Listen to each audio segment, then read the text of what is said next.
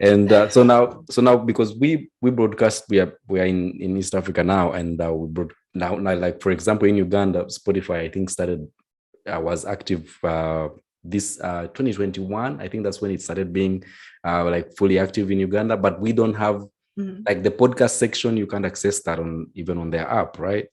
But you can access the music part, and it started operations like, let's say that was last year. Yeah. Which is interesting. Even what is funny is I found out that even in the Caribbean, some of the countries never had access to Spotify. They also just got access to it in 2021 along with some parts in Africa. Yes, I learned that too. I never really thought about it, to tell you the truth.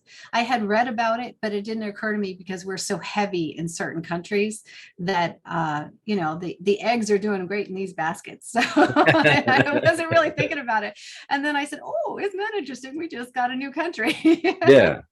So I was saying all this to say, like, for people that are getting to it, because even here musicians are getting into it, are trying to understand how it works, how they can actually, some of them think that the way you can promote it is that, hey, I'm releasing a song Friday and I send it and through an aggregator and then have it live by Friday, and the work stops there. Some will stop at that, and then they will think that people will magically go to Spotify or Apple Music or whatever music platform to get them. So how can you help briefly break that down on how important streaming platforms are and how artists can actually use them for the ones that are getting exposed to them at the moment?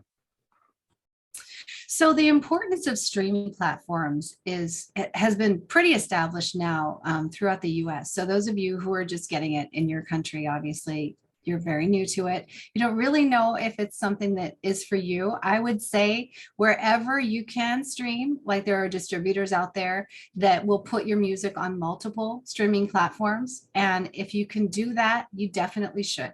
Because even if you don't carry a playlist on all those platforms, you still need to be discoverable everywhere. Because for instance, if you're promoting yourself on any platform, say social media, like an Instagram page, and people have Deezer or have Apple Music or have Spotify, or they get their music on YouTube and they save playlists, you want to make sure that you're represented on all those spaces, because there are people that are listening to Spotify that are not listening to anything else. And there are people over on Apple that are not listening on Spotify at all. So you definitely want to spread yourself across, because it's not really, you can go all in promoting one, right? No problem, but definitely be available. Have the catalogs available everywhere streaming is.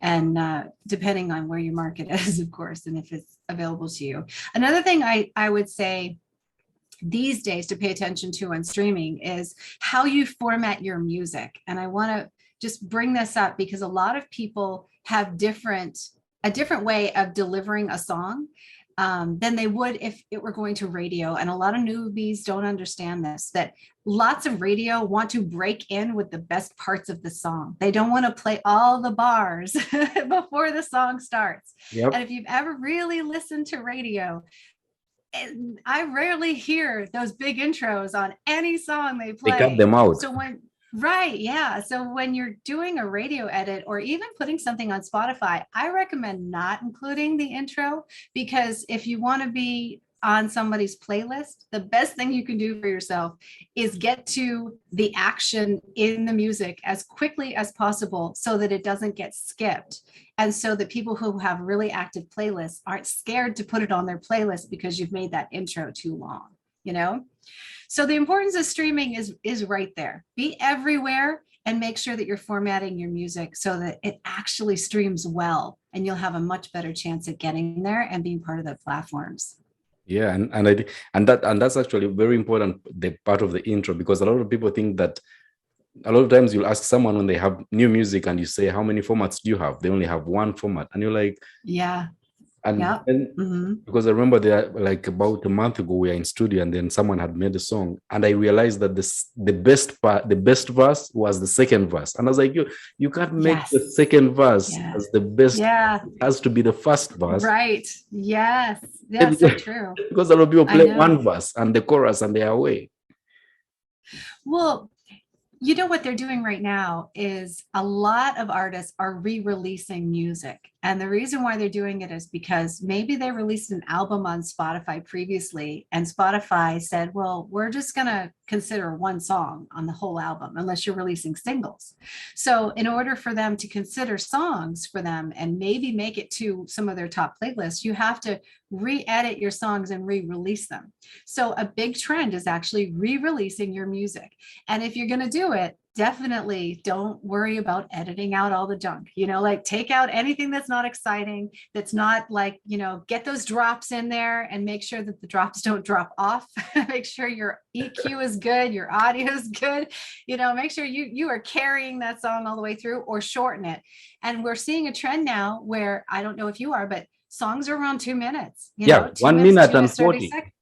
Yes, exactly. They're getting shorter and a lot more of them. But if the quality is good and it gets to its point and it's something that people want to replay, that's all that really counts in the music business today, because it's a fast world. Yeah, absolutely.